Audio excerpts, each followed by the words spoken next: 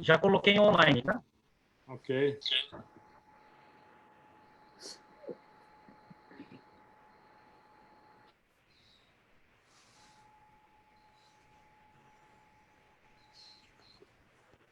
Adriana, você fica com a gente, hein?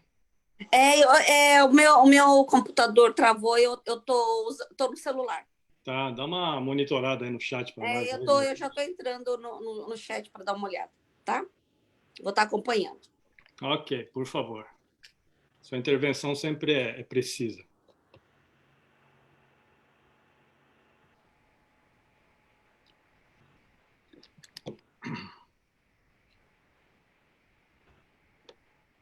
Estamos online. Ok.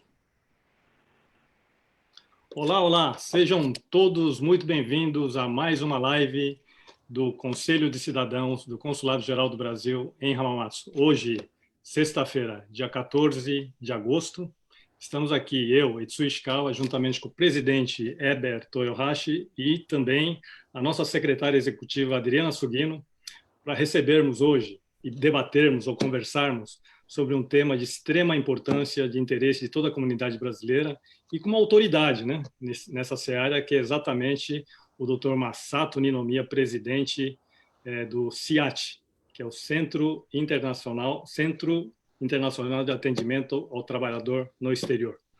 E para início, então, dos nossos trabalhos, eu pediria, então, que o presidente Eber Toyohashi, então, pudesse dar suas saudações. Eber. Dia para o Brasil, uma boa noite para o Japão. Mais uma live de assunto assim extremamente importante para a nossa comunidade aqui no Japão. Aos brasileiros que têm uma profunda ligação com o Brasil e Japão. Então, convidamos hoje para essa live de uma pessoa que tem um conhecimento muito vasto, um conhecimento assim que pode nos proporcionar muitas referências para nosso futuro, tanto para Japão como para Brasil.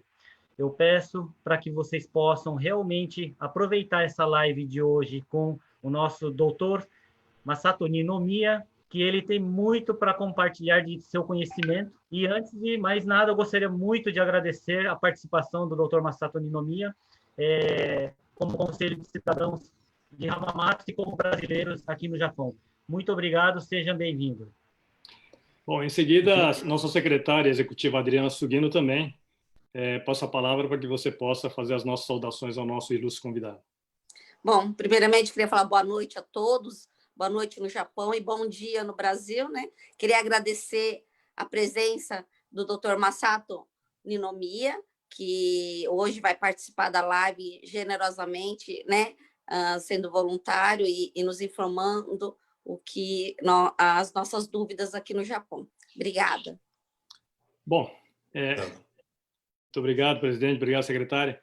Bem, Dr. Masato Ninomiya, nossa relação já disse há algum tempo, mas, enfim, o que eu posso dizer, a bem da verdade, a comunidade toda brasileira sabe, que estamos aí hoje com uma autoridade nessa relação Brasil-Japão, né? A gente sabe muito bem do seu empenho, do seu esforço nesses 28 anos à frente do CIAT, e para nós aqui será um momento de reflexão, como disse o presidente Eber, para que a gente possa estar aqui dentro dessa troca de ideias, conversando sobre a trajetória dos 25 anos do CIAT, que aconteceu em 2017, né, 28 nesse ano, acho que foi em outubro, se não me engano, e daqui para frente, né? Então essa a nossa proposta para essas lives que nós temos proporcionado, né? Veio a pandemia, essa é uma nova forma de se comunicar, uma comunicação em massa. Certamente os nossos ouvintes, aquelas pessoas que estão nos assistindo agora ao vivo, teremos outras pessoas que estarão provavelmente visualizando essa live. Como a gente sempre diz, não é somente a comunidade brasileira no Japão, não é somente a comunidade brasileira, a comunidade japonesa no Brasil, mas sim onde essa mensagem, então essa live poderá estar alcançando, né? E nós estamos falando em termos de 3,5 milhões de brasileiros que vivem fora do país, né? Então eu queria agradecer imensamente aí a aceitação do nosso convite. Eu sei que você você tem um trabalho aí extenso, mesmo dentro dessa pandemia, eu sei que você trabalha aí diariamente aí no teu escritório em casa. Então, agradeço em nome, conforme disse o presidente, em nome do Conselho, também em nome do Consulado, a sua presença. Muito obrigado e passo a palavra a Vossa Excelência.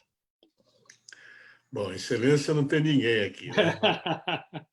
Bom, olha, eu realmente gostaria de agradecer ao nosso cônsul-geral, né, Hamamatsu, o Heber, a Adriana e o Etsu, enfim, meu companheiro já de longa data, né, nesse trabalho de assistência jurídica, né, aos brasileiros no Japão.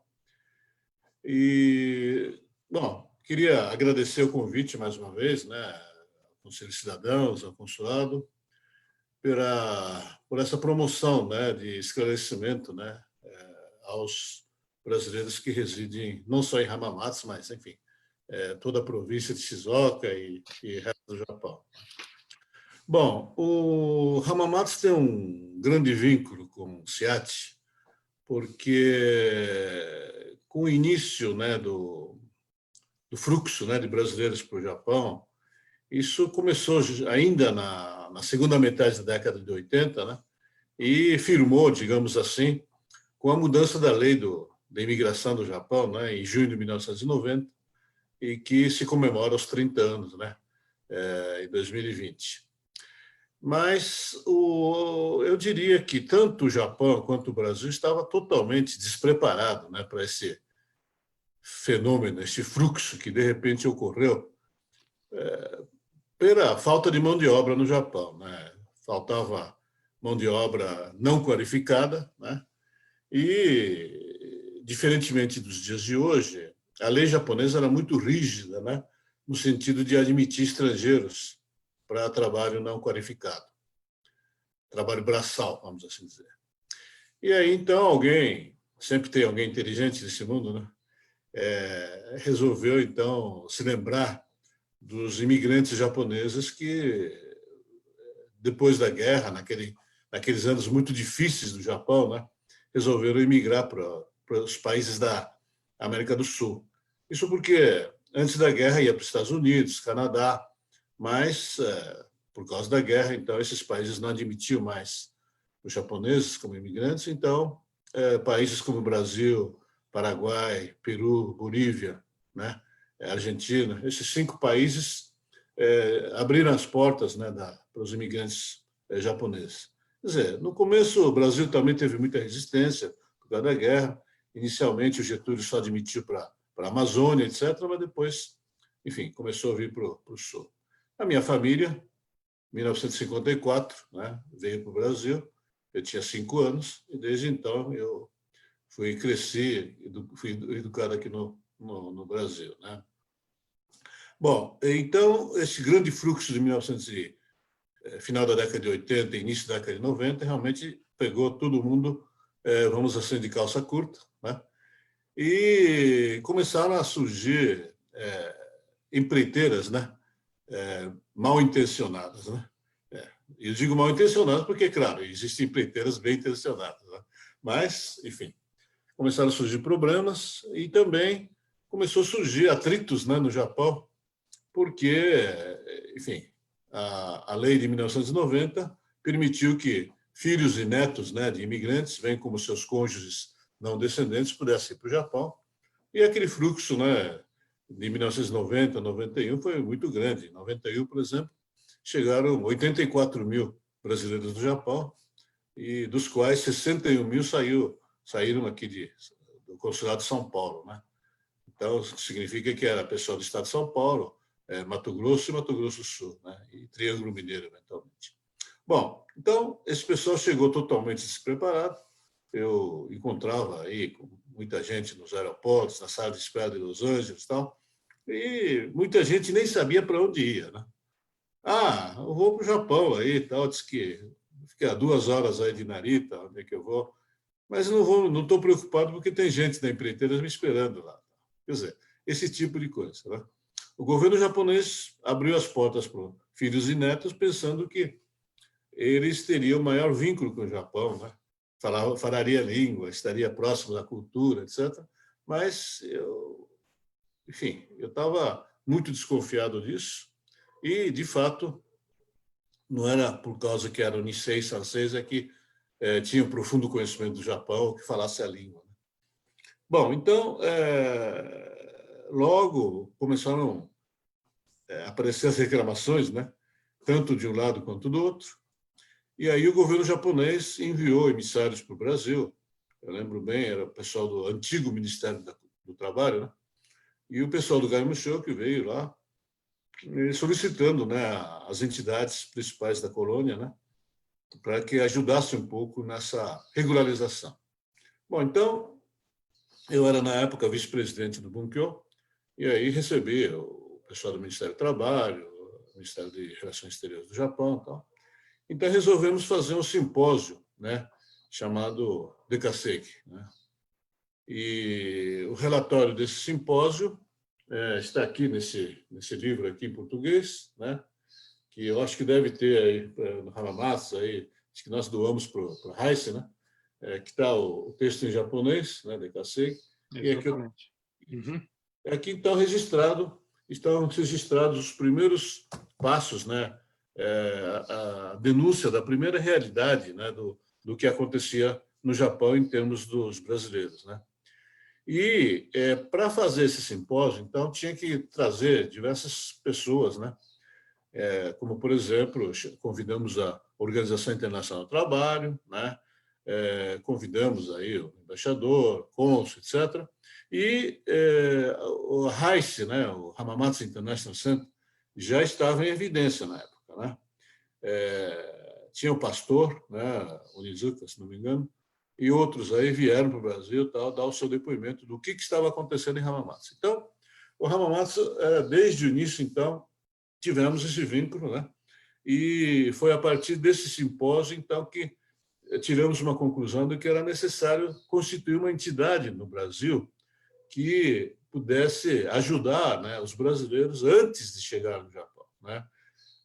Então, enfim, a inocência, né, a falta de preparo era total, né? E aí as empreiteiras de má fé, como ia dizendo, aproveitava dessa falta de conhecimento para explorar, né? Exploração de todo jeito, né? Promessas aí de salários que não existiam, né? Vendia passagens caras, quer dizer, eram passagens baratas, mas depois eles cobravam como se fossem passagens caras, e assim por diante, né? Então, realmente tinha que ter uma entidade que pudesse esclarecer, né? Então, essa foi o início, né? Esse foi o início desse chamado fenômeno de Kasegi e também a constituição do SEAT, né? E o simpósio foi de 1991. Depois, a partir já de abril de 92, o Bunkyo criou um departamento, né, de ajuda aos Dekasegi, né, que mais tarde se transformou em SEAT. Isso porque precisava de algumas providências de natureza orçamentária, né, do governo japonês. E, então, até receber esse dinheiro, então, o SEAT como entidade, CNPJ, etc., então, só a partir de outubro de 92, né? E aqui são duas fotos, né? Eu estou usando um terno branco aí, aqui do lado direito, 28 anos atrás, né? Bem mais jovem, obviamente. Então, essa é a foto da inauguração do SEAT em 92, né? Bom, então, desde então, temos prestado aí serviços, né, à comunidade,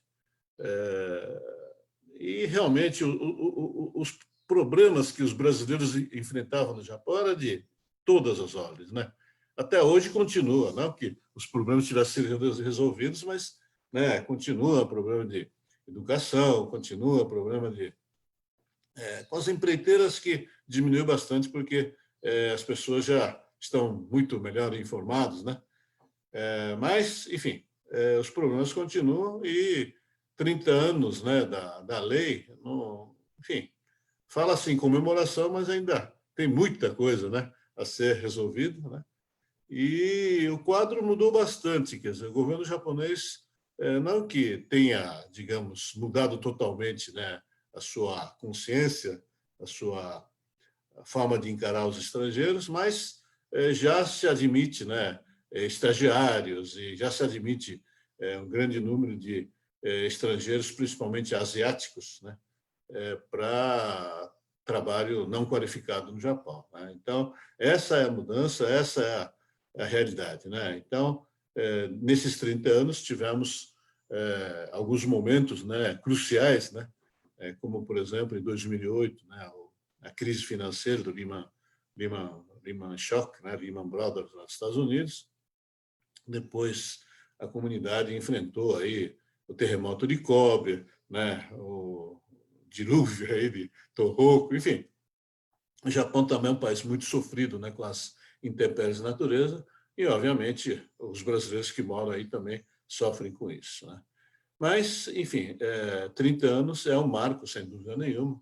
Eu acho que não tem muito motivo assim para ficar comemorando à toa, mas é um momento de reflexão, né, como vocês dizem, né? Um momento para parar, né, e refletir. Esse ano estamos aí comemorando, mais uma vez, 125 anos, né, de relações diplomáticas entre o Brasil e o Japão, né? E esses 30 anos, né, do chamado fenômeno de Gasset, que, a meu ver, é um marco preponderante, né, na história da imigração, né? Realmente, quem podia esperar que um dia houvesse uma comunidade de 200 mil brasileiros residentes no Japão, né? Quando eu saí do Japão em 1983, depois de ter estudado 10 anos, né, havia 2 mil brasileiros no Japão, né? 2 mil só, né? Era embaixada, consulado, Banco do Brasil, Banespa, Siderúrgica, etc. E tal, 2 mil pessoas. E aí, em 1990, já tinha quase 10 mil brasileiros, né? E aí não parou de crescer até 2007, né? Dezembro de 2007 havia 320 mil brasileiros. Depois, com a crise, então diminuiu para metade. E hoje voltou até um pouco mais de 200 mil pessoas. Uhum. Bom, então, essas eram as ponderações iniciais, né? Perfeito. Bom, e como disse anteriormente, quer dizer, realmente Hamamatsu é uma cidade que está marcada desde o início, né, nessa colaboração, né? Depois surgiu aí o grande prefeito Kitawaki, né, e também muito preocupado com o número de criminalidade, né, dos brasileiros, né, na província de Aichi, Shizuoka. Então ele chamou o Instituto de Direito Comparado Brasil-Japão, né, na época presidido pelo Dr. Kazuo Watanabe, né. Nós fomos aí a Hamamatsu, né, discutir o que fazer, né, com a criminalidade dos brasileiros, né.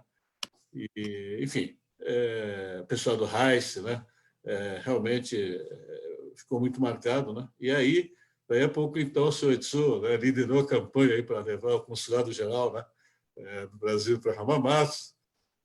Eu sei que havia muita gente contra, né? Mas, enfim, a força política do Etsuo realmente conseguiu que o Hamamatsu fosse instalado, né, tivesse o nosso consulado-geral.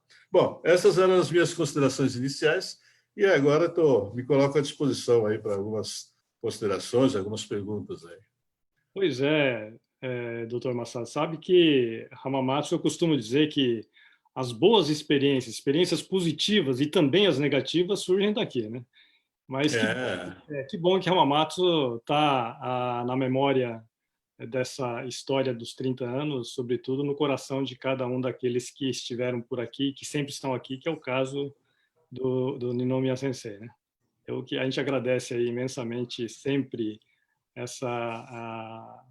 a honra da sua visita aqui em Hamamatsu, quando sempre é possível, né? Eu sei que essa pandemia não... Vocês não têm recebido convite ultimamente, né? Quando vier, estarei aí, né? Vamos retomar, sim, se Deus quiser. Bem, no dia 26 de outubro de 92, então, foi inaugurado oficialmente o CIAT. E para aqueles que estão nos vendo aqui e aqueles que vão estar vendo esse vídeo posteriormente, eles ficam com aquela dúvida, né? Puxa vida, então o governo japonês foi para o Brasil, fez uma reunião com o Bunkyo, tal, reuniu algumas cabeças pensantes, detectaram os problemas, fizeram um simpósio, etc. e tal. E aí, bom, vamos abrir um CIAT aí para poder apoiar o trabalhador que está indo para o exterior. Aí a dúvida, assim, de muita gente, quem é que mantém o SEAT? O SEAT é mantido por qual órgão? Qual é o mantenedor? Bem, na essência, né, é recurso do governo japonês, né? Era o Ministério do Trabalho e hoje houve a fusão, né, do Ministério do Trabalho com o Ministério da Saúde. Uhum.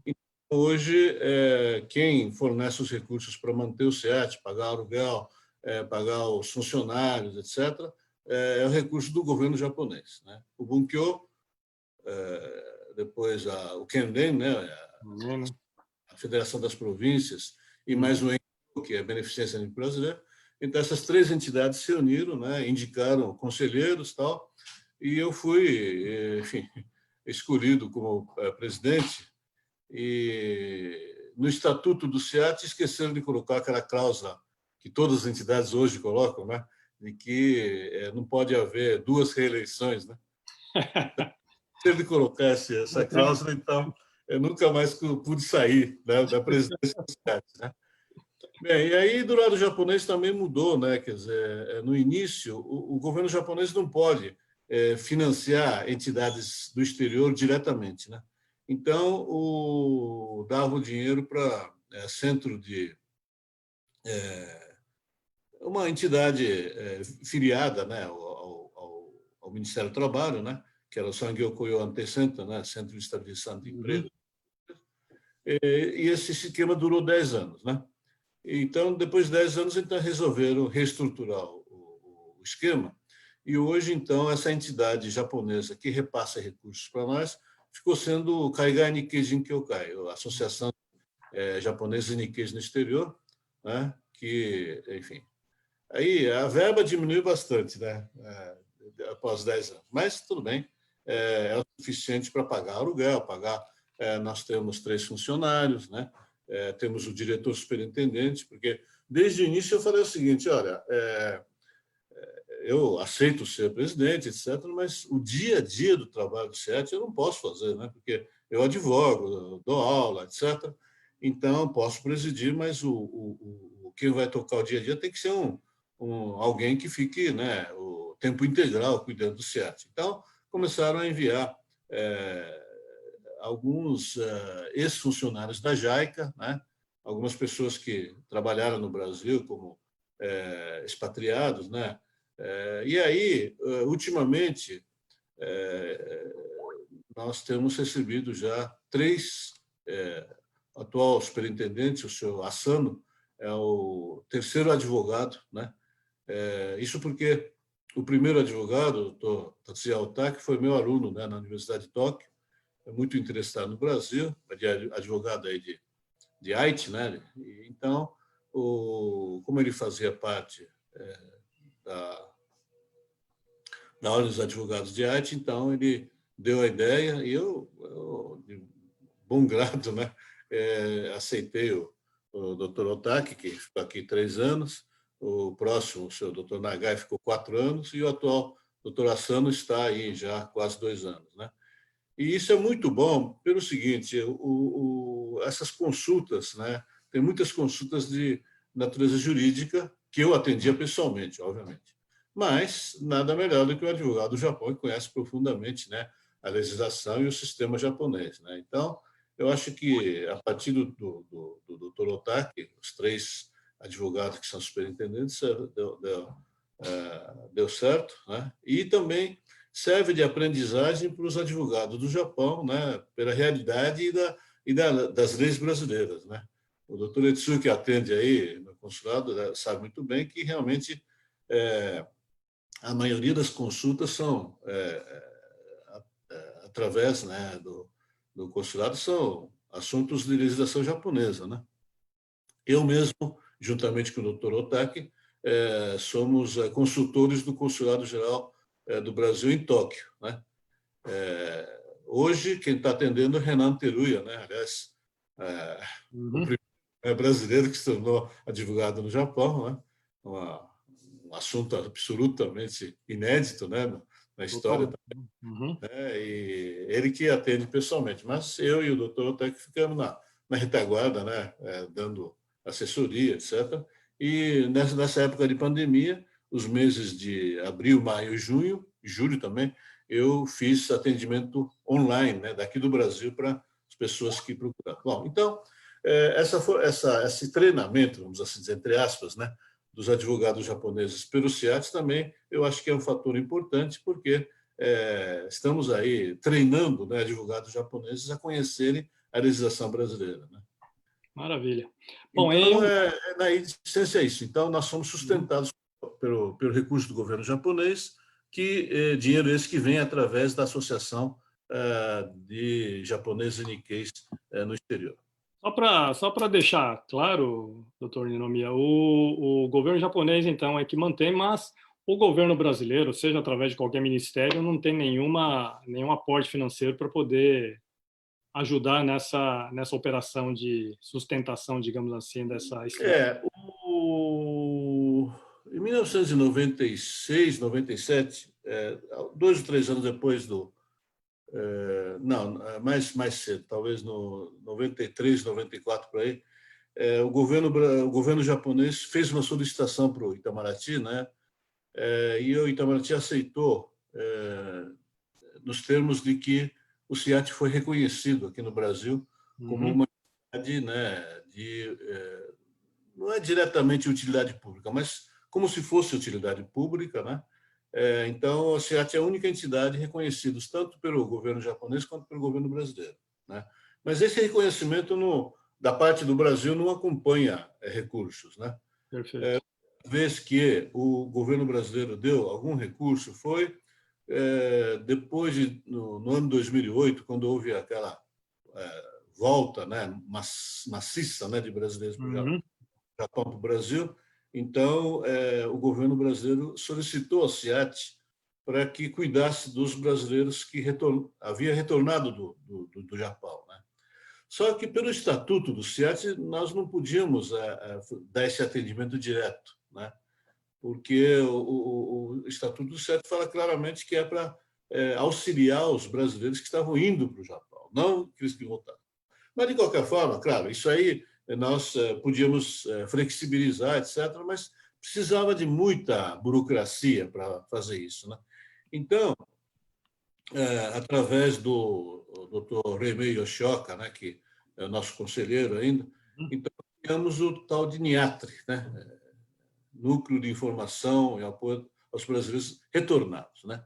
Então, o NIATRE funcionou no mesmo prédio do Bunkyo, obviamente com o nosso apoio também, né? Apoio pessoal e material. E então as pessoas que voltavam do Japão, estavam desempregados ou estavam arrependidos aí de ter voltado, etc. Sabe-se que 20 mil pessoas voltaram com o dinheiro do governo japonês naquela ocasião, né? E muita gente, enfim, voltou e se arrependeu, né? Queria voltar para o Japão, mas aí a situação estava mais difícil, não davam visto, etc. E eu mesmo, naquela época, enfim, dei diversas palestras no Japão e todo mundo perguntava, escuta, volta ou não volta, né? Mas, olha, gente, fica aqui no Japão, ainda que, né, o salário diminua e tal, mas porque a situação no Brasil não está fácil, né? Mas havia propaganda, né, do governo da época dizendo que não, tal, houve a triplicação do salário mínimo, né? Era $100, foi para $300, tal. Agora a situação do Brasil melhorou, então nós vamos voltar. Aí deu no... Então muita gente se arrependeu. Mas de qualquer forma, o NIATRE, né, funcionou por 3 anos, né? No governo brasileiro deu dinheiro, o Ministério do Trabalho deu dinheiro. Segundo ano não veio dinheiro. Essas coisas que acontecem só no Brasil, né? Promete e aí, segundo ano, não veio dinheiro. O Reimei Yoshioka tirou dinheiro do bolso dele, né, para sustentar o NIATRE. No terceiro, veio alguma coisa, mas aí acabou. Naquela época, né, criou-se a Casa dos Brasileiros, aí, Hamamatsu, né, tal, certo? Também que, né, acabou não tendo recurso, teve que fechar. Agora, não sei se voltou de novo, tal. Enfim, as coisas do governo brasileiro são, né, mais ou menos assim, né? Quer dizer, faz, não faz, aí muda o governo, interrompe, cancela, quer dizer, enquanto isso o governo japonês já nos sustenta por 28 anos. Né? Tá certo, o recurso diminuiu bastante, mas, de qualquer forma, é o suficiente para nós mantermos aqui a casa aberta aí para atender os brasileiros. Né?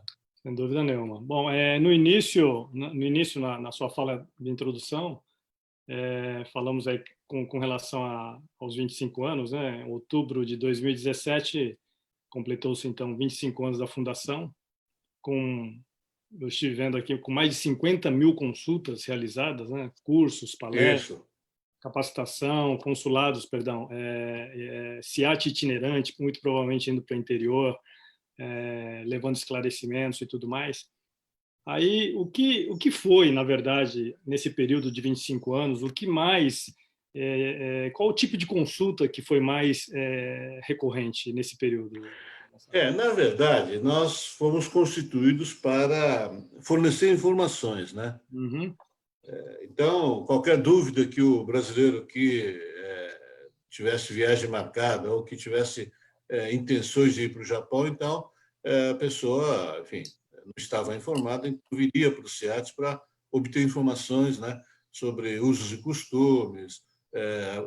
Nós temos, inclusive, mantemos, né, curso de língua japonesa gratuita para as pessoas interessadas para ir para o Japão, a questão da previdência, a questão da legislação, enfim, nós estamos aí abertos aí para atender os brasileiros. Bom, muito bem. E também, eventualmente, de fornecer informações sobre o emprego no Japão, né? O Centro de Atendimento aos Estrangeiros de Nagoya fornece aí centenas de possibilidades de emprego, mas nessa parte eu acho que ainda deixamos muito a desejar, porque, afinal de contas, nós não temos a estrutura, né, para atender da mesma forma que as empreiteiras, né? As empreiteiras, o que fazem? Quer dizer, eles ganham dinheiro em cima disso, mas procuram, né, moradias, vão buscar o brasileiro que está chegando no Japão no aeroporto, enfim, dá toda a assistência, né? O que nós não podemos, né? Uhum. O Banco do Brasil, outros bancos, Itaú, etc., Bradesco, ofereceram para o SIAT, né, se não queria fazer parceria para financiar as passagens para o Japão, etc. Mas, quer dizer, nós não podíamos assumir essa responsabilidade, né? E mesmo quando surgiu também o negócio de estagiários, né, o Agitico, né, que é a entidade japonesa que, enfim, trouxe os estagiários asiáticos para o Japão, também veio nos procurar perguntando aí se nós não podíamos intermediar a ida de estagiários. Isso abriria um grande leque, não só para os Nikkeis, como também para os brasileiros. Exatamente. Não descendentes. Agora, nós podíamos atender pelo seguinte: a Agitico disse que o SIAT teria que se responsabilizar pelo recrutamento, envio e trazê-los de volta depois de 3 anos. Eu falei assim, escuta, da forma como eu conheço os brasileiros, né, como é que eu vou me responsabilizar de trazer os brasileiros que estão no Japão de volta? Né? Então, aí isso, enfim, morreu na praia, vamos assim dizer. Uhum. Né? Mas temos atendido solicitações, mas de todos os tipos. Né? No começo, era os brasileiros que desapareciam. Né? Eram o marido fujão. Maridos e mulheres, né, que iam trabalhar, muito mais maridos, né, mas também mulheres que deixavam a família aqui e ia trabalhar no Japão, tal, e obviamente, né, enfim, as pessoas solitárias, né, têm a tendência, né, de procurar um ao outro. Né? Então, o que acontecia? Então, o marido aí que mandava regularmente dinheiro, telefonava, quer dizer, na época o telefone era muito, muito caro, né? Então, escrevia, então telefonava aí no Ano Novo, no Natal, no aniversário, etc. E, de repente, o sujeito some, né? Aí a família vem procurar o SIAT. Escuta, o meu marido, tal, que morava aí em Hamamatsu, tal, perdi notícias, o que faz? Aí a gente vai procurar, tal, né? Através dos Hello Workers, né? Que Hello Work é o grande braço, era e é ainda, o grande braço nosso no Japão. Ah, tal, ele é pessoa, de fato, morava em Hamamatsu, mas agora está morando em Nagoya, está morando outros lugares, tal, e, enfim, desapareceu. Aí a gente vai atrás, tal, descobre que o cara já tem outra família no Japão, né? E aí desintegra 2 famílias no Brasil. Esse tipo de... Daqui a pouco começa a surgir aqueles casos de delinquência juvenil, né? Que o pessoal de Hamamatsu muito bem retratou naquele filme lá, das andorinhas, né?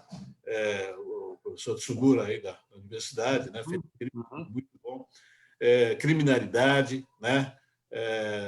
Atendi aí alguns casos de brasileiros que cometeram crimes e outros que estão cumprindo a pena penitenciária.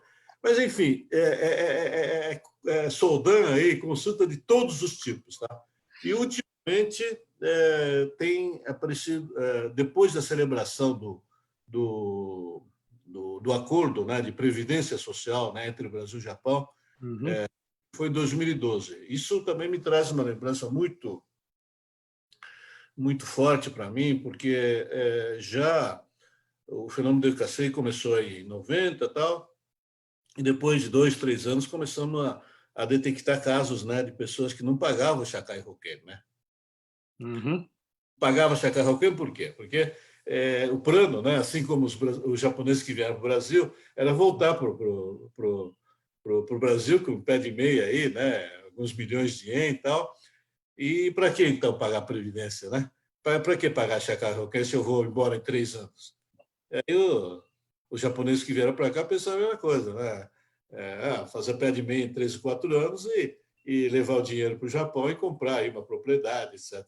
Mas sabe-se muito bem que nossos ancestrais, né, pouquíssimas pessoas conseguiram fazer isso, né? Da mesma forma, os brasileiros que foram para o Japão, né? Houve, claro, casos de sucesso, né, como vemos hoje, né, muitos casos de sucesso, mas também a esmagadora maioria, né, não conseguiu fazer o pé de meia que esperava fazer, não é isso? E então essas pessoas então começaram a ter dificuldades e depois de 3, 4 anos, depois de 5 anos, depois de 10 anos, começamos a verificar que as pessoas estavam envelhecendo, né? E sem previdência. Então, eu comecei a frequentar aí o Ministério da Saúde e Previdência Social, o Conselho da época, né? Depois juntou com o Ministério do Trabalho, e perguntando se não havia uma forma, né, das pessoas que não recolheram à Previdência depois pudessem marcar um determinado período onde eles pudessem pagar mais e tentar recuperar o tempo perdido. Bom, não dava certo, fui para o Itamaraty, fui para o INSS, realmente nada dava certo. Então, aproveitamos então a ida do presidente Lula, né, em 2005, para o Japão, e convencemos o Itamaraty, né, a aconselhar o presidente, no encontro com o primeiro-ministro Koizumi, né, a sugerir, né, ao primeiro-ministro do Japão que fizesse um acordo de previdência entre o Brasil e o Japão. Enfim, eu não estive presente nesta reunião específica, mas eu estava nos bastidores aí para, enfim, tentar, né, dar um apoio aí para a comitiva presidencial no sentido de que o presidente Lula dissesse isso, né? Houve aquele grande comício em Nagoya, né? Que todo mundo lembra, tal. O Lula fala muito bem, né? Dos palanques, né? E, enfim, então o primeiro-ministro Koizumi aceitou a proposta, mas a negociação da Previdência durou 7 anos, né? Só em 2012 que foi ser firmado o acordo, e a partir de então aí começou a chover consultas de natureza previdenciária.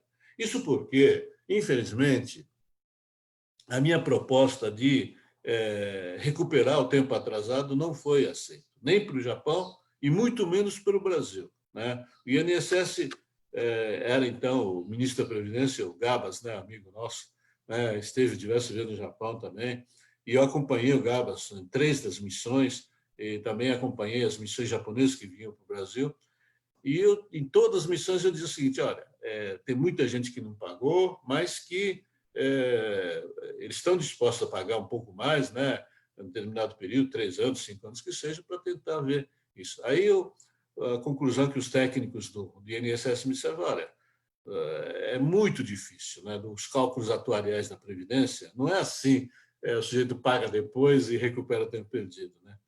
E, então, infelizmente, aquelas pessoas que não pagaram não recebem, né?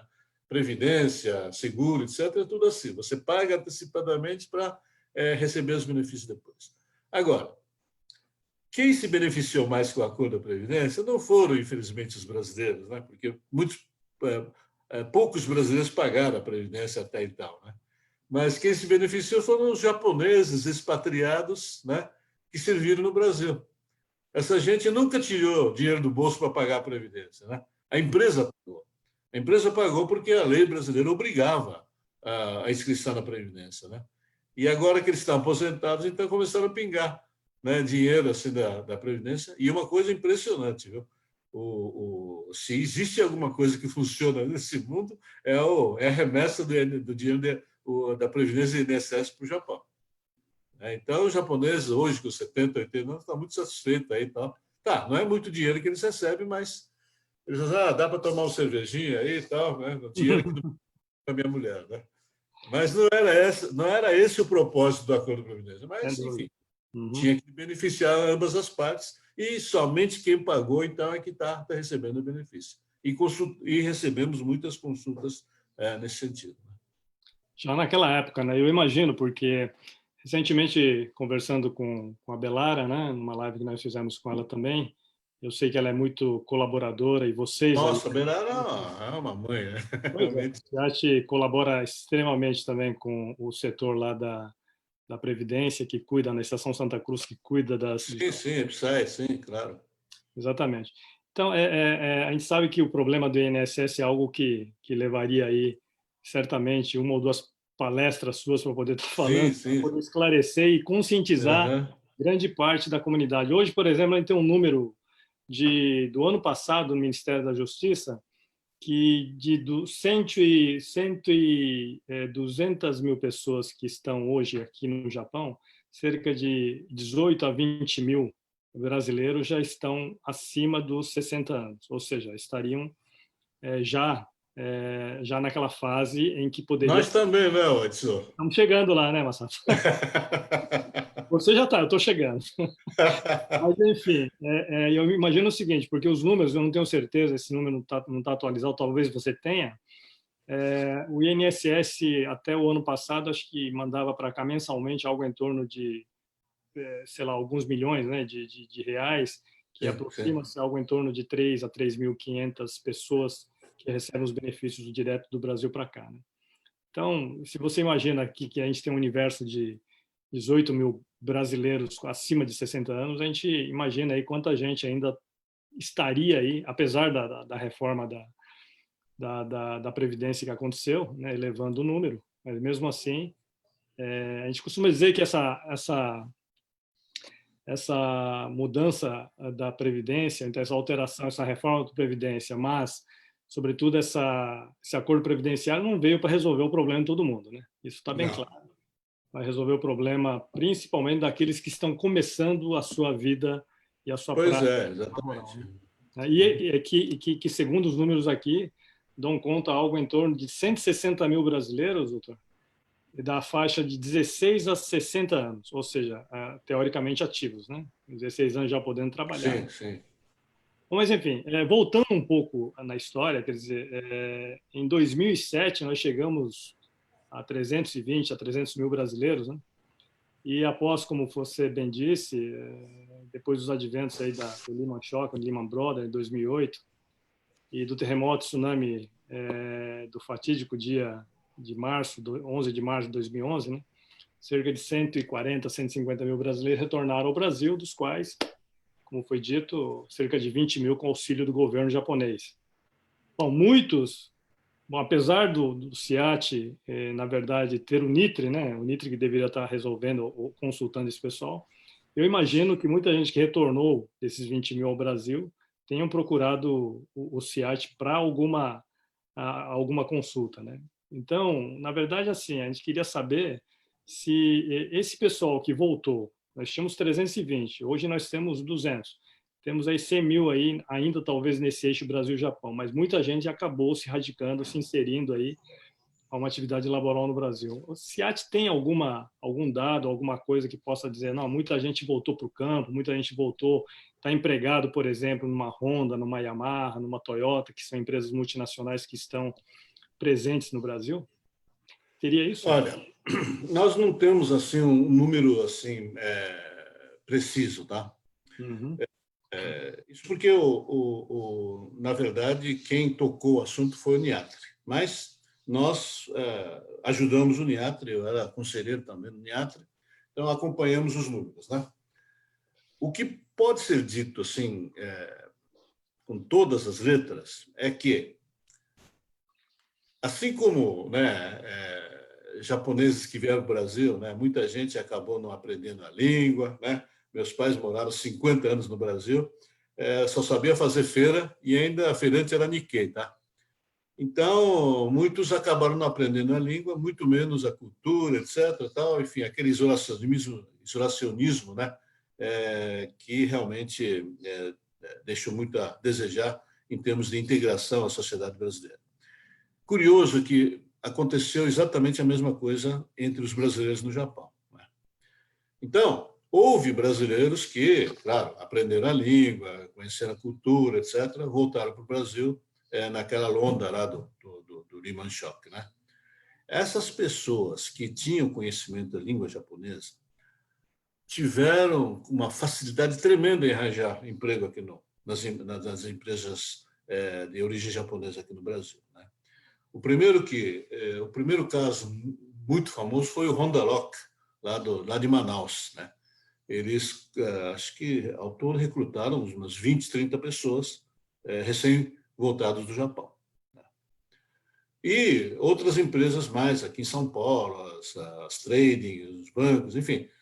Se a pessoa, principalmente jovens, né, que tivesse o curso colegial, o curso universitário no Japão, né, e que tivesse um bom conhecimento das duas línguas, né, e não tiveram dificuldade nenhuma em conseguir emprego. Eu, pessoalmente, dei estágio para alguns brasileiras, né, que voltaram. O próprio CIAT empregou algumas pessoas que vieram procurar tal. Claro, o salário não é grande coisa, mas, enfim, quem sabia japonês realmente tiveram facilidade. Agora, o grande problema foram os brasileiros que viveram 10, 15 anos no Japão, né? Viveram sempre em comunidade, não é isso? Conversando em português, né? Enfim, amizade só com brasileiros, etc. e tal. Isso, claro, houve problema também do lado japonês, que não aceitava os brasileiros, etc. Mas houve pessoas que se integraram ao Japão e houve pessoas que não integraram.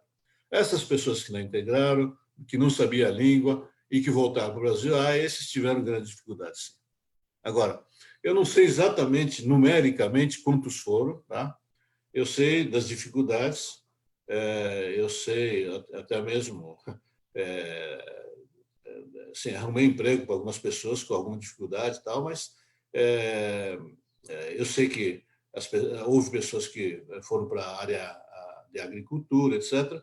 Mas o que eu tenho observado, assim, através dos CIATs itinerantes, né?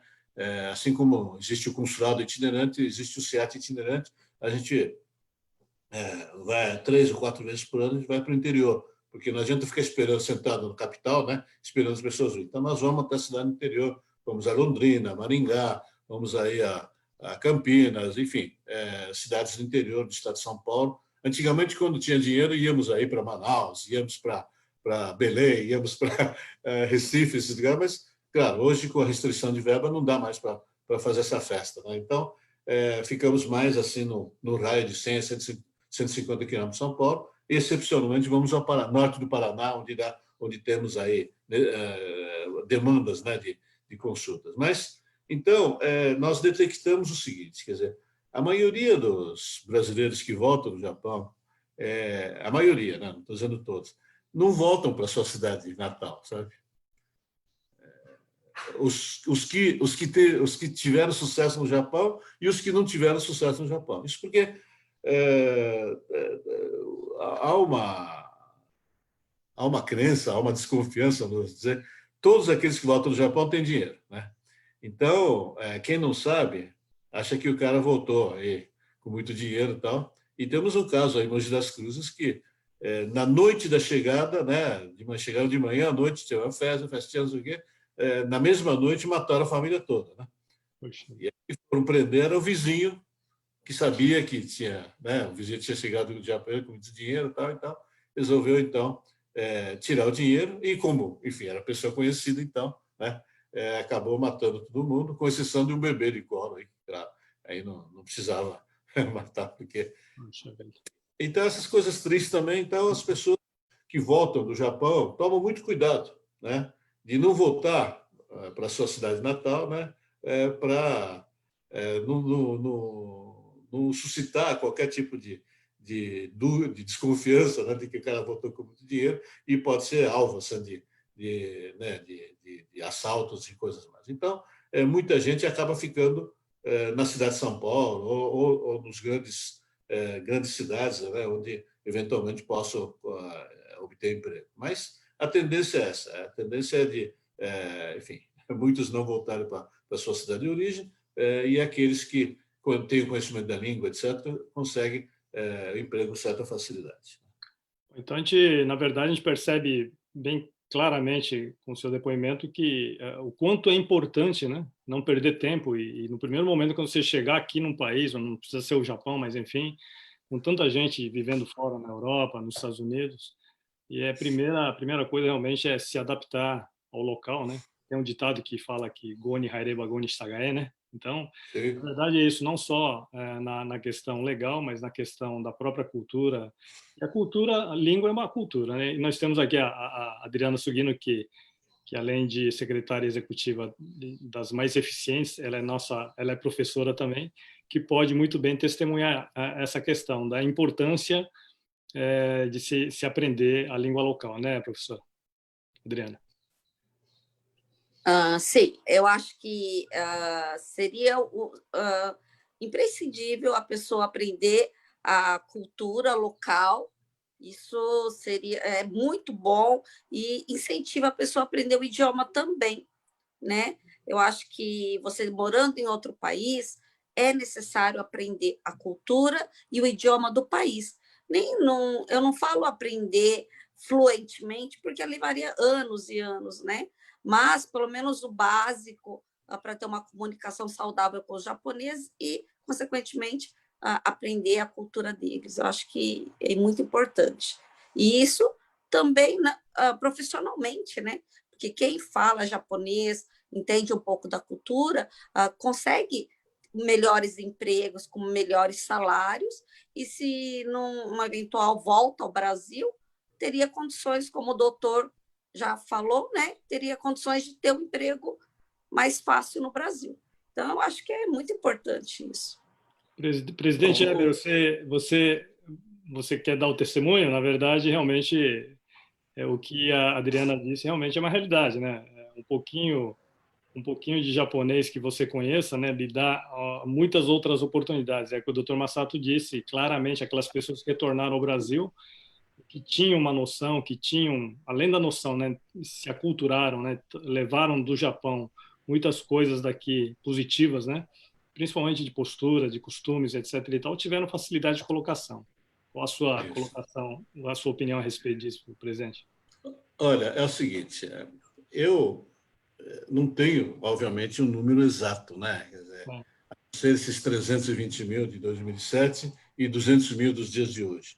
Mas eu calculo que deve ter havido aí umas 600, 700 mil pessoas que foram para o Japão, saindo do Brasil, né? E essas pessoas, muitos deles, né, fizeram o pé de meia e voltaram para o Brasil, né? Conseguiram os seus objetivos. Ou, ainda que não tenham dinheiro, então tiveram uma vivência de 1, 2, 3, 10 anos no Japão, né? Isso tem um valor imensurável, né? Quer dizer, a Adriana é professora, eu também sou professor, né? Você falar sobre o Japão para uma pessoa que nunca viu o Japão, né, é diferente, né? Ainda que você tenha recursos audiovisuais, né? PowerPoint, vídeo, etc., você nunca consegue explicar direito o que é o Japão para as pessoas. Agora, as pessoas que moraram no Japão, né, quer seja como estudante, quer seja como decassegue, quer seja a qualquer motivo, pessoa que viveu no Japão tem um outro feeling, né, sobre o que é o Japão. Então, eu acho que, assim, chutando por baixo, umas 600, 700 mil brasileiros, né, não só Nikkei, como também não Nikkei, casado com essas pessoas e tal, tiveram essa experiência. Algumas, obviamente, as experiências foram boas, outras nem sempre não foram boas, mas, de qualquer forma, brasileiros que conheceram o Japão de alguma forma, né, eu acho que tem mais de 600 mil pessoas. Muito bem. E dessas pessoas, né, embora seja numericamente pequeno, tem, né, os brasileiros que cresceram, foram educados no Japão e que chegou aos bancos universitários no Japão, não é? Então, temos aí alunos da Universidade de Tóquio, né, que dispensa apresentações, né, e também não precisa ser a Universidade de Tóquio, mas as universidades, 7 universidades imperiais, né, Universidade de Nagoya, por exemplo, Universidade de Kyoto, Universidade de Tohoku, né, enfim, essas universidades de grife. E também tem outros cursos.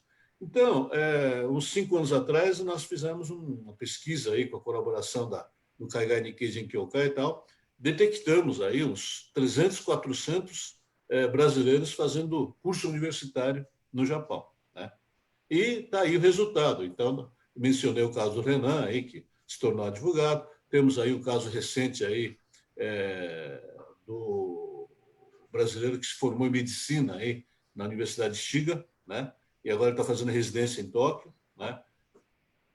Então, nós sabemos perfeitamente que se formar em medicina não é fácil em qualquer lugar do mundo, né? Mas nós temos esses valores hoje em dia, né? Então, aí mesmo em Hamamatsu, nós temos alguns casos aí, né, de pessoas que fizeram faculdade, etc., conseguiram emprego aí, inclusive nas empresas multinacionais, né? E essas pessoas também são muito úteis, né, para as empresas japonesas, sabendo, muitas vezes, né, obviamente, sabe a língua japonesa, sabe a língua portuguesa e, eventualmente, também sabe a língua inglesa também, né? Quer dizer, então, essas pessoas, com rápido treinamento, eles já conseguem ser uma força de trabalho muito eficiente para essas empresas, né? Bom, então, o que eu quero dizer é isso. Então, a língua e o conhecimento da cultura realmente é muito importante. E essas pessoas que moraram no Japão ou que ainda moram no Japão, são brasileiros, são japoneses, pessoas que têm dupla nacionalidade, tem muitos brasileiros que estão se naturalizando, né, obtendo a nacionalidade japonesa porque não perde a brasileira, né? É isso. Então, essas pessoas é o futuro das relações bilaterais Brasil-Japão, né? Então, depois de 30 anos, o que nós temos aí? Então, temos aí um grande número de pessoas que servirão, né, de vínculo, de elo de ligação entre os dois países. É claro que também não podemos nos esquecer do grande número, né, de pessoas que não tiveram essa oportunidade, né? Então, o que acontece? Pessoas que chegaram aí na infância no Japão, com os pais, né? Como eu cheguei no Brasil com 5 anos de idade, muitos brasileiros chegaram no Japão aí no início da década de 90, 2000, etc. E pelo fato de, enfim, existindo diversos fatores, vamos dizer, hostis, né? Essas pessoas acabaram não tendo a oportunidade de receber educação regular no Japão, né? Houve ijime, houve bullying, né? Outros fatores, os pais não tinham muita compreensão pela necessidade de educação, tal. Então tem muita gente que acabaram, enfim, terminando, quando muito, o ginásio, né? E aí acabaram obtendo emprego nas fábricas novamente, quer dizer. Então é um ciclo vicioso, né? Quer dizer, o pai é decassegue, operário, e o filho acabou sendo também operário na mesma fábrica, eu não digo, mas enfim, nas fábricas, quer dizer. não tiveram a oportunidade assim de ascensão social, né? Agora, se você for comparar isso com o Brasil, né, 30 anos de CACEG. Então, o que aconteceu no Brasil? O que estava acontecendo no Brasil em 1938, né, quando se comemorou 30 anos do caça-tomaro no Brasil? Pô, já tinha aí, talvez, bom, não muito, né, talvez um dígito, né, de brasileiros estudando na USP, né? Já tinha gente estudando direito, medicina, engenharia, né? Então, essas pessoas que 30 anos de caça-tomara, então depois foram se multiplicando, né? E depois, assim, quando completou 50 anos de imigração, em 1958, já tinha um grande número, né, de bacharéis, engenheiros e médicos no Brasil. Então, eu acho que nos futuros 20 anos, aí no Japão também, exatamente vai acontecer um fenômeno semelhante e muito, muito maior, né? Porque se depois de 30 anos, né, já tinha centenas de estudantes e formados, né, nas universidades do Japão, imagine, né, no Brasil, que só tinha menos de 10 pessoas, né? O que aconteceu depois, né? E no caso do Brasil, a imigração japonesa teve um grande problema por causa da guerra, né? Então, os 10 anos, quer dizer, eu sempre falo, né, são 112 anos da imigração, mas, na verdade, tem 10 anos de lacuna, né? Enquanto que esse fenômeno de CACEG no Japão realmente não tem digamos, nenhuma lacuna nesse sentido, né? Então, houve alguns problemas de natureza financeira, tal, econômica, né? 2008, etc., mas as pessoas que ficaram no Japão, né, aquelas pessoas que fincaram o pé e estão labutando realmente, então nós temos detectado assim, né, brasileiros de grande sucesso, né, empresarial, né, como aí o Eber e outros aí que nós sabemos muito bem, e os jovens, né, que estão terminando o curso universitário e etc. E tem gente que vai estudar no exterior, tem gente que volta para o Brasil, né? Então, para os universitários que voltaram e estão fazendo faculdade aqui, nós oferecemos aquela bolsa Shoei, né? Que já temos aí 36 brasileiros que receberam essa bolsa, né? E neste momento nós temos mais 3 que estão se formando. Enfim, é uma pequena contribuição, mas no sentido de que eu acho que, sabe, também a escolaridade não é tudo, mas ajuda, né? Tanto o Brasil quanto o Japão indubitavelmente uma sociedade que valoriza a escolaridade, né? Então, como é que houve a ascensão dos japoneses e seus descendentes no Brasil? Uma das razões foi que, né, médicos, engenheiros, advogados, etc., foram ascendendo na sociedade, até mesmo militares hoje em dia, né? Temos generais, almirantes, etc. Então, só assim que... e eu acho que a comunidade Nikkei, com 112 anos de imigração, 125 anos de relação, eu acho que chegou a um ponto bastante orgulhoso, né? Em comparação com outras comunidades, né? E eu acho que vai estar acontecendo exatamente algo semelhante no Japão, numericamente muito mais vantajoso, né, do que aconteceu no Brasil nos últimos 100 e poucos anos, né? Eu acho que dentro de 10, 20 anos, realmente, a comunidade brasileira no Japão, né, com um grande número de pessoas aí com visto permanente, com naturalização, com nacionalidade japonesa, né? E uma das esperanças minhas é que comecem a surgir também políticos, né? Que, né, eu acho que né, pessoas como aí o Edson tal podiam obter nacionalidade japonesa, se candidatar aí, né? Mas ótimo, doutor, sabe... O Izumi, por exemplo, com 800 votos você consegue ser vereador, né? Pois é. Eu acho. Em Hamamatsu eu acho que é um pouco mais difícil, mas Em Hamamatsu, há um tempo atrás, nós até conversamos a respeito disso com o pessoal da RAIS também.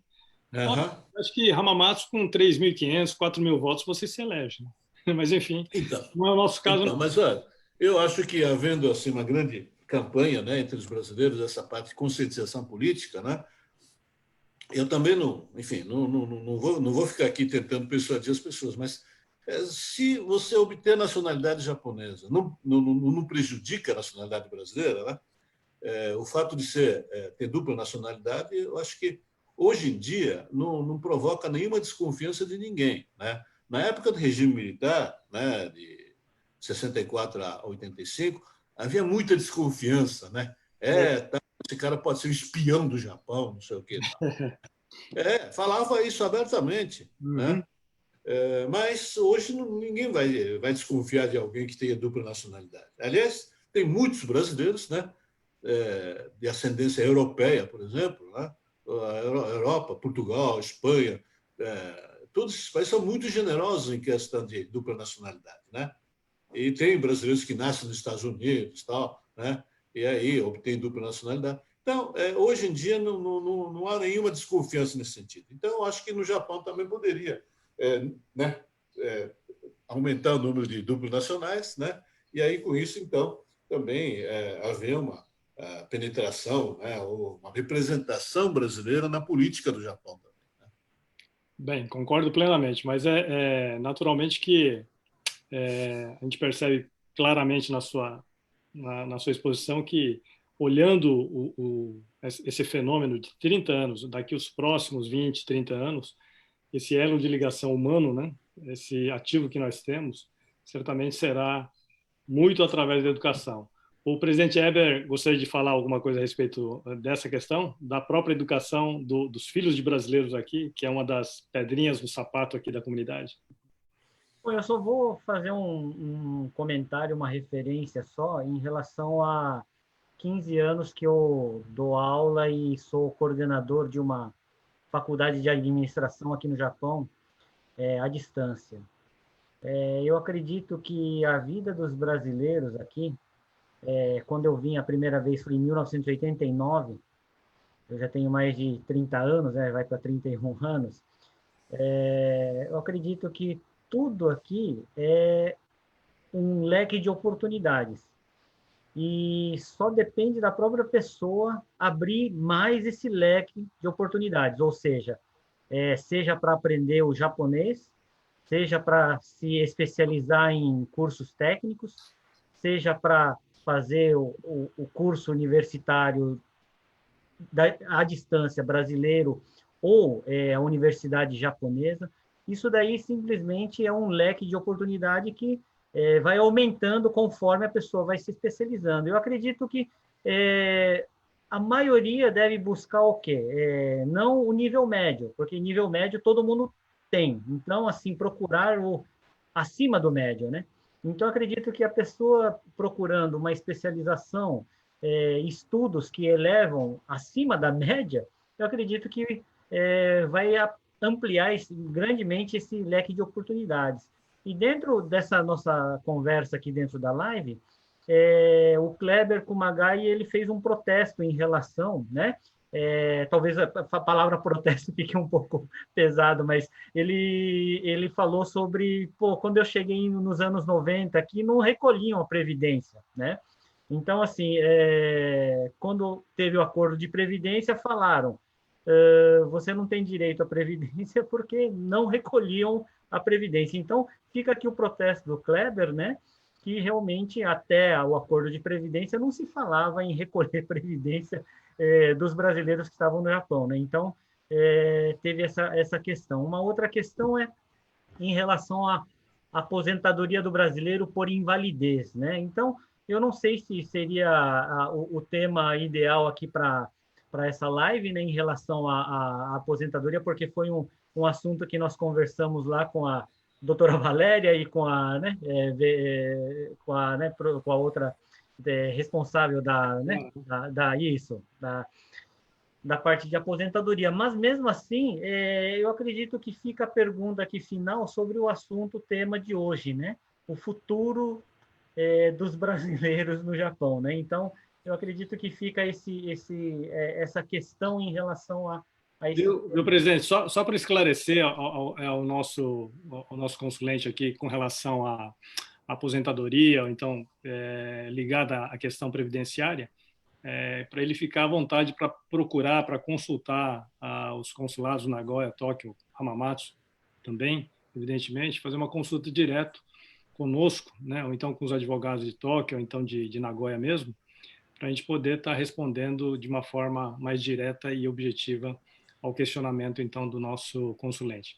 Agora, com relação, por exemplo, a essa questão anterior, né, que você disse da importância realmente, não resta dúvida nenhuma, e indo para a final, você sabe que quando a conversa é boa, né, doutor Massato, a gente nem vê o tempo passar, né? Se deixar aqui, a conta fica muito cara. Mas, enfim, Não, olha, deixa eu só falar uma coisa aqui. Olha, já que o tempo está escasso, né, então é o seguinte, se não puder responder a todas as perguntas aí dos consulentes, né, então as pessoas podem enviar a pergunta aí para vocês aí, né, o Conselho de Cidadãos de Hamamatsu. para vocês. Vocês retransmitem essa pergunta para o CIAT e aí eu respondo por escrito qualquer pergunta que vier. Agora, quanto ao protesto aí do Kleber, eu acho que faz algum sentido, mas também queria esclarecer o seguinte, né? O recolhimento do Sakai Hoken era obrigatório desde o começo, né? Agora, muitos brasileiros não recolheram, alguns por vontade própria, como expliquei anteriormente, quer dizer, não queria recolher porque era besteira, não queria diminuir a sua receita porque ia voltar lá ao Brasil. E também muitos brasileiros foram vítimas das empreiteiras de má-fé, que também não queria recolher, porque tem a parte patronal e a parte do empregado, né, o recolhimento. É como no Brasil, em termos de fundo de garantia, etc. Então, o recolhimento sempre foi obrigatório, né? Agora, como as pessoas não recolhiam, etc., então o governo japonês também foi, digamos, foi obrigando aos poucos, né, as empresas que contratassem estrangeiros, né, a registrarem, né, a presença de estrangeiros na sua empresa, né, no caso brasileiros e outras nacionalidades também, e depois, hoje, né, depois de algum tempo, quer dizer, depois desse acordo de previdência, etc., né, naquela época tinha gente que estava recolhendo aqui no Brasil como autônomo e tinha gente recolhendo no Japão também, esse negócio já não pode mais, né? Então, a legislação, o atendimento, ou a forma de tratar, né, o assunto foi, digamos, melhorando, progredindo cada vez mais. Mas de que o recolhimento era obrigatório desde o começo. Agora, a questão da invalidez aí que o presidente falou há pouco, né? Isso aí é o seguinte: a legislação japonesa é muito rígida, né? Enquanto que a brasileira é rígida também, né? Porque tem muitos fraudes da Previdência aqui no Brasil, né? Mas, de uma forma geral, né, o Japão é mais rígido, né? Então, eu cuidei de diversos casos de invalidez, né, de brasileiros no Japão, cuidei de diversos casos de acidentes de trabalho, né?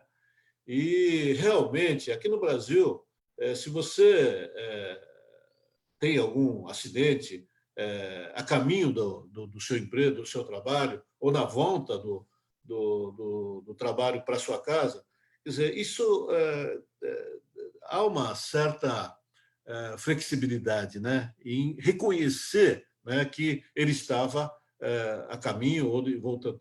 No Japão, nossa, o controle, a fiscalização é tão grande, né? Se você, na volta do emprego, tomou uma cervejinha aí, né, com os amigos, então já não é considerado acidente de trabalho, né? No Brasil, se você tropeça aqui na escada, aqui dentro do meu escritório, aqui, se machuca, pô, isso aí coberto totalmente pela Previdência, né? E outras coisas mais. Aqui, se você fica doente, fica com gripe, não sei o quê, você pode deixar de trabalhar por 2 semanas, né? Por 2 semanas você tem que pagar o cara, né? E depois de 2 semanas, aí o assunto passa para o INSS. No Japão, não. É de uma rigidez tremenda, né? O reconhecimento aí do chamado Rosai, né? Vocês que lidam com isso devem saber muito bem. O reconhecimento do Rosai, a empresa não quer reconhecer de jeito nenhum, porque se surgir um ROSAI, então é um ponto negativo aí no comportamento da empresa, né? Então, por causa disso, então, o reconhecimento assim, de invalidez, invalidez por doença, invalidez por acidentes, etc., há uma diferença assim, muito grande no tratamento da Previdência japonesa e Previdência brasileira. Então, realmente, e no começo, né, do fenômeno de Kasegi, muitos brasileiros que tinham acidente de trabalho, as empreiteiras falaram, bom, então volta para o Brasil aí para fazer o tratamento e tal, e quando se tiver melhor, a gente volta aqui que a gente recontrata. Quer dizer, tudo conversa fiada, né? Para se livrar do abacaxi, né? Então, muita gente voltou aqui para o Brasil e tal, fez o tratamento, queria voltar para o Brasil. Não, agora acabou. Né? Então, as empreiteiras não queriam mais ter qualquer tipo de vínculo. Quer dizer, o máximo da despesa que eles tiveram foi comprar uma passagem, né, de uma via só para o Brasil e pronto. Né? E a Previdência japonesa também não tomou sequer conhecimento das coisas, a empreiteira cuidou dessa forma, a empresa lá que contratava a empreiteira também se livrou do abacaxi. Né? Então, esse tipo de diferença de tratamento nós vimos alertando as pessoas ao longo de muito tempo, mas quando a pessoa está bem de saúde, está, né, tudo tranquilo, ninguém dá ouvido. Né? Só quando surge algum problema é que as pessoas, então, voltam a se conscientizar. Bom, infelizmente, isso é da natureza humana. Bom, então, como eu ia dizendo, né, acho que o tempo já está escasso, me coloco inteiramente à disposição, eu pessoalmente, o próprio SEAT, né, o Etsu, a Adriana, vão saber onde me encontrar, né? E a próxima vez que estiver no Japão, sabe lá Deus quando, porque já tive que cancelar 3 viagens e provavelmente tem que cancelar a próxima viagem, que está marcada para setembro. Mas quando eu estiver aí no Japão, então gostaria de ser convidado, né, pelo Conselho de Cidadãos de Hamamatsu aí para voltar aí para Hamamatsu aí para eventualmente dar uma palestra, né, esclarecer as dúvidas aí, etc. Adriana, então, seus agradecimentos aí finais aí para o professor Masato Ninomiya. Isso, doutor, primeiro, né, muito obrigada por ter nos dado a oportunidade de ouvi-lo, tantas coisas tão importantes, e para a nossa comunidade quase não tem informações concretas, informações seguras, né, aí do Brasil, e essa live foi muito importante. Estou aguardando, ansiosa, por quando o senhor vir para cá, com certeza, conhecendo melhor e ter mais palestras e poder conversar mais com o senhor. Tá bom? Muito obrigada por ter aceito o nosso convite. Tá bem? Obrigada. Presidente. Obrigado. Presidente, com você. Doutor Masato, então, tem um último comentário aqui da Michio Hirakawa, né? Ela, agradecida pela live, felizmente meu marido conseguiu trabalhar direto com a empresa como Shain e pagou o Shakai Hoken. Graças a Deus, quando completou 65 anos, se aposentou conforme acordo internacional Brasil e Japão. Vale a pena fazer o que é correto. Então, assim, tem as palavras aqui da consulente, né, da Hirakawa-san. Agradeço, né, a presença da Hirakawa-san e, com certeza, doutor Masato, essa semente que vocês, né, desde o começo aqui da nossa história aqui no Japão, dos brasileiros no Japão, essa semente que vocês plantaram, né, seja como a abertura, né, dos decacegues aqui para os brasileiros há 30 anos atrás, seja para, né, acordo da Previdência, seja para a abertura do consulado de Hamamatsu aqui para o pessoal, né, da jurisdição de Hamamatsu, todo esse trabalho, e hoje essa live para poder dar essa informação a todos nós aqui do Japão, é graças a vocês que plantaram, né? Dr. Masato Ninomiya, o Dr. Etsuo Ishikawa, todos esses antigos, né, que vieram, plantaram, lutaram por os nossos direitos, e a partir de agora nós estamos com esse bastão aqui no Conselho de Cidadão para, né, dar continuidade ainda mais na conquista dos nossos direitos. Então, hoje, em nome de todos os brasileiros aqui no Japão, agradecemos o Dr. Masato Ninomiya. O senhor está convidado a vir oficialmente aqui para Hamamatsu. Se não vier, nós vamos buscá-lo logo que chegar no aeroporto. E não vai ter desculpa de falar que não dá para passar para o Hamamatsu, não. Nós vamos buscá-lo, né? Então, não, mas olha, fica aberto esse convite, tá? E muito obrigado e, assim, até nos encontrarmos aqui. Muita saúde, tá? E estamos à disposição aqui, Dr. Masato. não, olha, realmente eu tenho grande apreço, né, por Hamamatsu, né, pelas razões que eu já coloquei desde o começo, né? Realmente a ajuda do pessoal de Hamamatsu foi preponderante, né, no início do nosso SIAT, né? Depois o ex-prefeito Kitawaki, né, com quem mantenho amizade até hoje, né? Então, tem aí o pessoal da Heiss, né? A minha amiga aí, a Alissa, né, lá do Heiss. Enfim, todas essas pessoas realmente criam, né, um vínculo de amizade, um apego muito grande pela cidade, né? Claro, eu sou da vizinha província de Nagano, mas, enfim, eu não vou com tanta frequência lá para Ueda, né? E até porque diminuiu preponderantemente o número de brasileiros lá, né? Então eu vou muito mais, né, às cidades onde tem brasileiros, né, como Nagoya, Hamamatsu, né?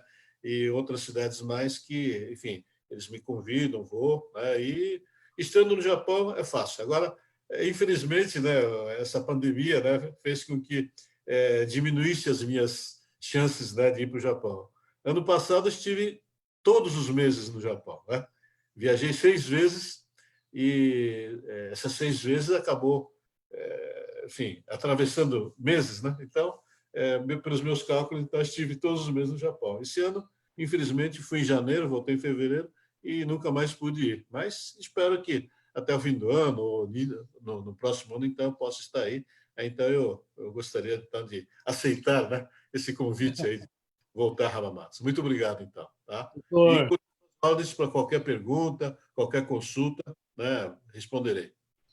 Doutor Masato Ninomiya, realmente hoje, como disse o presidente, Adriana, eu faço da palavra deles as minhas também, agradecer imensamente a honra de poder estar recebendo, mesmo que de forma virtual, a sua presença aqui. Certamente estamos sendo assistidos por milhares de pessoas e que tem um apreço muito grande, um carinho muito grande pelo doutor também. Mas, falando assim em termos de 25 anos ou 28 anos da sua atividade à frente como presidente do SIAT, certamente foi um sucesso, está sendo um sucesso, e a gente espera que nos próximos 20 anos o senhor esteja à frente também ainda do SIAT, pelo fato do estatuto permitir, né? Esqueceram disso? Se Deus quiser. Mas, de todo modo, assim, eu tenho certeza absoluta que muitos colegas de trabalhos do senhor, que estão à frente do SIAT, foram preponderantes para que esse sucesso pudesse ser alcançado. Mas eu tenho certeza absoluta também que todos eles reconhecem na figura do Dr. Masato Ninomiya essa figura preponderante nesse elo de ligação entre o Brasil e o Japão, né? Nessa conversa de hora e meia que nós tivemos, percebemos claramente o quanto foi importante a tua atuação dentro desse período de 30 anos da história da presença dos brasileiros aqui no Japão, seja na questão das negociações com o INSS, seja na questão, talvez, do Yonsei, que nós não discutimos aqui, não conversamos. Esse é um tema, talvez, até para uma próxima live. Sim, sim, claro. Engata, inclusive, até com as questões futuras da comunidade brasileira aqui no Japão, né? E certamente ficou aquela conclusão de que esse ativo, né, esse grande patrimônio que nós temos hoje dentro dessa relação Brasil-Japão não tem dúvida nenhuma, é oriundo da educação, né? É oriundo realmente do incentivo que os nossos avós, nos nossos bisavós levaram para o Brasil, que homem se faz com livros, né? Então foi realmente esse o ensinamento que nós tivemos, esse é o ensinamento que nós tentamos ou estamos tentando passar para os nossos filhos e netos, né? Então, a gente agradece aí imensamente a tua colaboração pela aceitação ao convite dessa nossa live, e tenho certeza absoluta que, como disse o presidente, já fica o convite aqui para que numa próxima oportunidade a gente possa estender por mais hora e meia com a sua, trazendo aqui o seu conhecimento para todos nós. Com certeza. Muito obrigado, hein? Até a próxima. para todos aí. Muito obrigado. E agradecimento ao cônsul-geral também. Muito obrigado. Obrigado.